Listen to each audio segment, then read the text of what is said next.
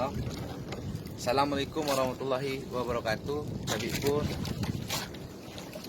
Di sini kami di Kabupaten Pesisir Barat ini banyak sekali habitat seperti rajungan dan benih lobster. Enggak percaya nih. Dan ya. Kepada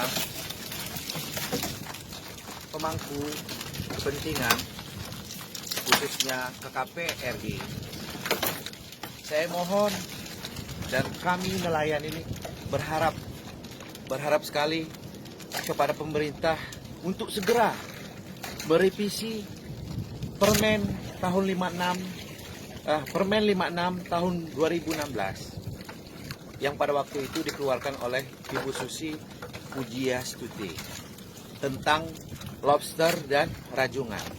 Ini sangat mengiris hati masyarakat nelayan. Isi lobster, isi tentang permen tersebut adalah tentang rajungan. Lu bayangin aja, rajungan itu minimal 60 gram ke atas harus bisa diambil, dan lobster minimal 200 gram yang boleh diambil. Kalau tidak, nelayan kena sanksi hukum. Bukan begitu isi permennya. Nah sekarang kita lihat, nih, lihat, nah rata-rata rajungan di sini, nih, cuma segini aja nih, ya, dah. Rata-rata rajungan itu 60 gram sampai 50 gram, 50 gram pun dia sudah bertelur, ya. Ini jenis rajungan habitatnya pun beda. Jadi jangan pernah disamakan dengan rajungan. Rajungan kan habitatnya beda-beda. Ini bagian barat, jenis rajungannya bagian pasir hitam ini modelnya seperti ini. Kalau bagian timur mungkin dia agak lebih besar. Dia sampai 100 gram ke atas. Kalau ini paling besar dia sudah 60 gram. Rajungan jenis ini. Bahkan dia sudah bertelur nih. 60 gram. Jadi kalau ini harus diambil 60 gram ke atas, itu sangat menyiksa hati nelayan. Coba kalau memberikan permen itu, harus ada solusi. Apa coba solusinya? Itu satu, untuk rajungan. Yang kedua, masalah benih lobster. Benih lobster di pesisir barat ini, di bagian barat lautan Hindia ini, sepanjang ratusan kilometer, ribuan, puluhan ribu kilometer ini, jenis benur atau anak dari lobster tersebut jumlahnya miliaran. Kenapa bisa miliaran? Iya, miliaran. Dan itu hanya sebagai makanan dari predator. Benih lobster tersebut hanya makanan predator. Dan jika diambil, maka nelayan bisa masuk penjara. Bukan begitu. Nah, sekarang kita bicara masalah Vietnam. Vietnam setiap hari mereka bisa panen 80 ton satu hari lobster. Sekarang yang perlu saya tanya, dari mana benih Vietnam? Usul demi usul, setelah diselidiki, ternyata dari sinilah benih lobster Vietnam. Ya, Vietnam tidaklah salah. Vietnam membeli benih tersebut dari Singapura. Mereka tidak menyalahi aturan. Saya sebagai nelayan,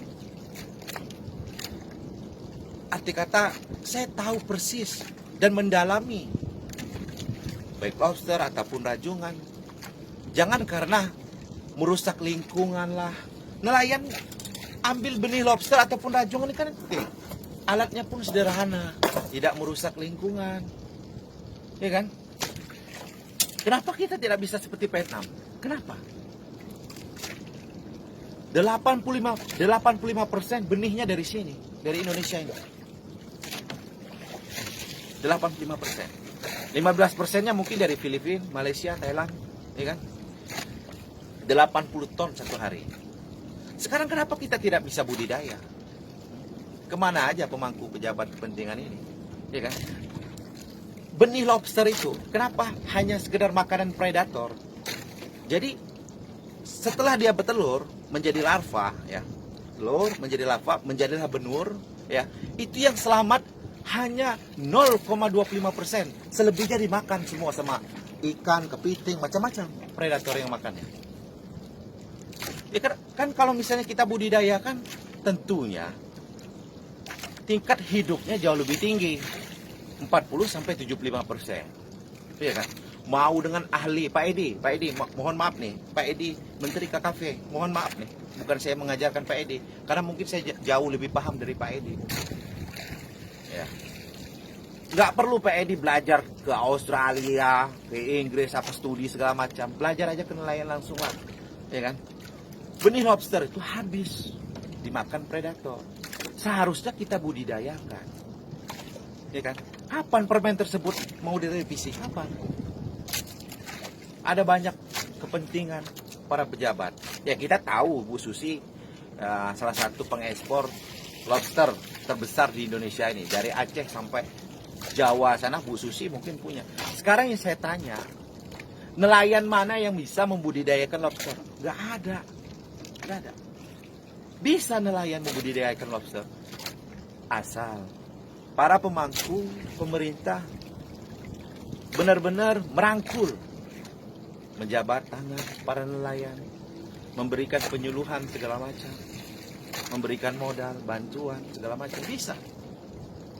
Mungkin di bagian laut pesisir barat ini, bagian lautan Hindia, lautan lepas ini memang agak susah untuk membudidayakan lobster secara langsung, karena memang di sini gelombangnya tinggi, besar.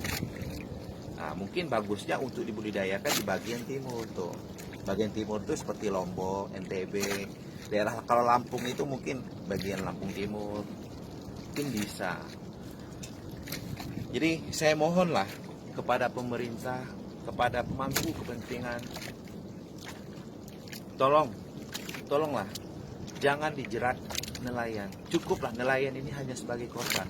Seharusnya negara ini bisa mendapatkan PNBP, pendapatan negara, bukan pajak, yang benar-benar dari hasil satu aja, dari benih lobster aja, itu kan nilainya bisa triliunan.